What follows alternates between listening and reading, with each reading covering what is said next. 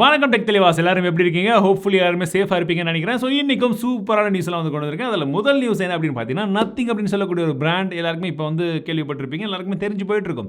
சீக்கிரமாகவே அவங்களுடைய இயர்ஃபோன்ஸ் வந்து லான்ச் பண்ண போகிறாங்க இல்லையா? இந்த இயர்ஃபோன்ஸில் வந்து பார்த்தீங்கன்னா ஃபஸ்ட்டு 100 இயர்ஃபோன்ஸை இப்போது ஆப்ஷனில் விட போகிறாங்களாம், ஏலத்துக்கு விட போகிறாங்களாம். அதில் வந்து பார்த்தீங்கன்னா 1/100, 2/100. ஸோ இது வந்து 100ல் எத்தனாவது அப்படின்ற மாதிரியெல்லாம் வந்து போட்டு ஆப்ஷனுக்கு வந்து கொடுக்க போகிறதா வந்து சொல்கிறாங்க. ஸோ மார்க்கெட்டிங் அப்படின்றது எந்த அளவுக்கு இருக்கும் அப்படின்னா, இந்த நத்திங் கம்பெனியை பார்த்து ஈஸியாக வந்து கற்றுக்கலாம். ஏன்னா இவர் தான் வந்து ஆல்ரெடி வந்து கால்பை தெரியும்ல, OnePlus உடைய ஃபவுண்டராகவும் இருந்தார். இப்போ இந்த புது கம்பெனியில் வேறு லெவல் மார்க்கெட்டிங்க சும்மா சூப்பராக போயிட்டுருக்கு. யாராச்சும் யங்ஸ்டர்ஸ் இந்த மார்க்கெட்டிங்கை பற்றிலாம் தெரிஞ்சுக்கணுன்னா இந்த மாதிரி பிராண்ட்ஸ் எல்லாம் என்ன பண்ணுறாங்கன்னு பார்த்தீங்கனாலே you will get an idea.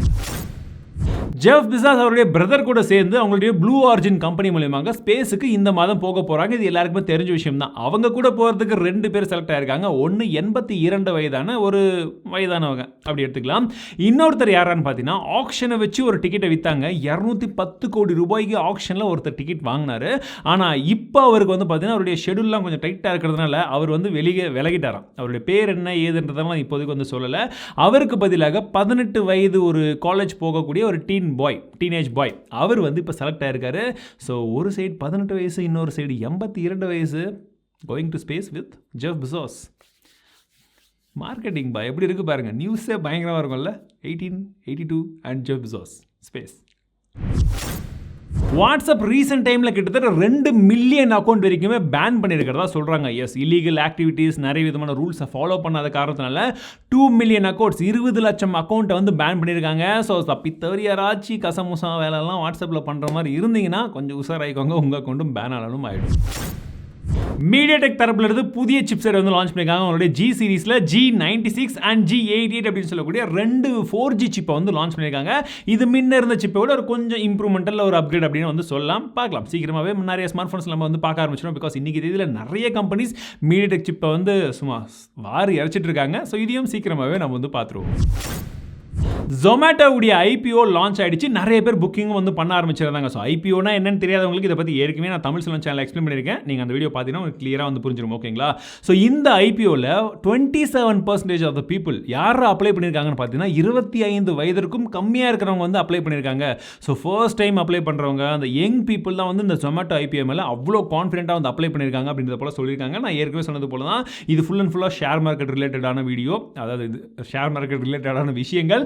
Video நான் ஆல்ரெடி வந்து போட்டிருக்கேன், செக் பண்ணி பாருங்கள். ரொம்ப பேசிக்கான விஷயங்கள்லேருந்து ஒவ்வொன்றா எக்ஸ்பிளைன் பண்ணியிருக்கேன். ஸோ நீங்கள் பார்த்தீங்கன்னா உங்களுக்கு ஐடியா கிடைக்கும். அண்ட் Zomato யங்ஸ்டர் மத்தியில் ஒரு ஹீரோவாக தான் இருக்குது.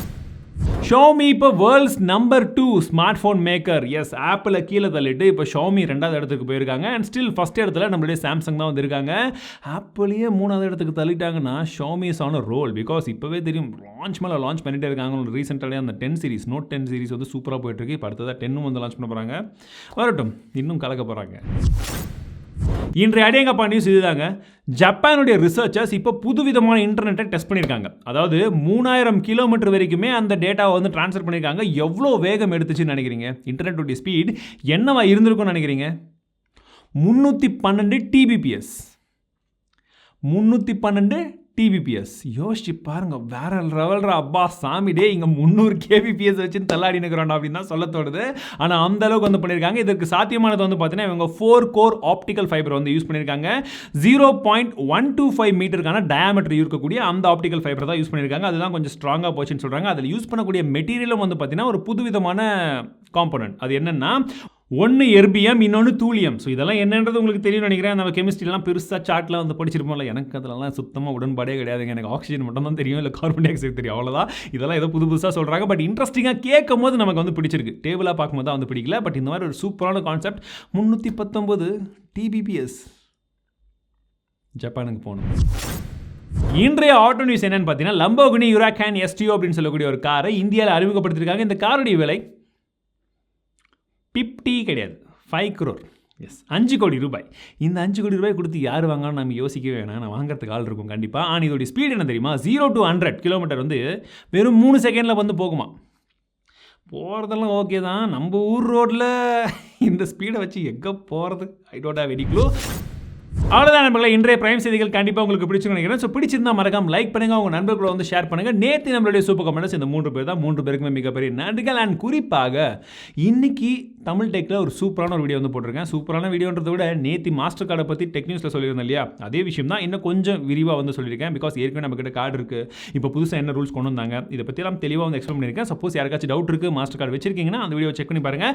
அண்ட் நாளை மறுநாள் சாட்டர்டே சண்டே உங்களுக்கான ஸ்பெஷல் வீடியோ தமிழ் செல்வன் சேனலையும் வந்து காத்துட்டு இருக்கு. ஒன்று மாஸ்டர் மைண்ட் சீரிஸ், இன்னொன்று மணி சீரிஸ், ரெண்டுத்துலையுமே 2 வீடியோ உங்களுக்கு coming up. So don't miss it. Tamil Selvan சேனலுக்கு இது வரைக்கும் சப்ஸ்கிரைப் பண்ணலாம், சப்ஸ்கிரைப் பண்ணி வச்சுக்கோங்க. ஸோ மீண்டும் உங்களை நாளை வீடியோவில் சந்திக்கிறேன். வாழ்க தமிழ், வாழ்க டெக்னாலஜி. ஐபிக் நாளை கேட்குறேன்.